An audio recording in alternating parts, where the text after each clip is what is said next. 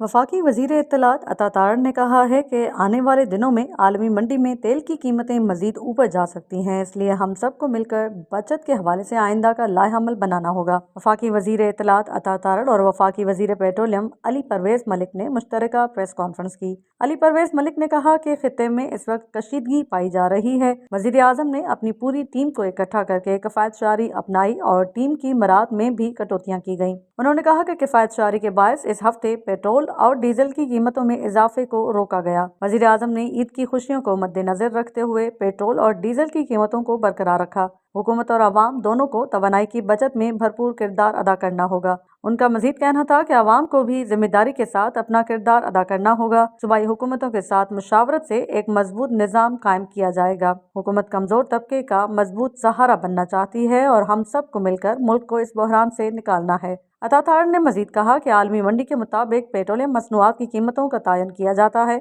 इसलिए हर सूरत तेल की बचत को मुमकिन बनाना होगा। इस हफ्ते पेट्रोल की कीमत में 150 रुपये और डीजल की कीमत में 250 रुपये इजाफा रोका गया। उन्होंने दोबारा खबरदार किया कि आने वाले दिनों में आलमी मंडी में तेल की कीमतें मजीद बढ़ सकती हैं, इसलिए इज्तिमाई तौर पर बचत की हिकमत अमली अपनाना नागुज़िर है।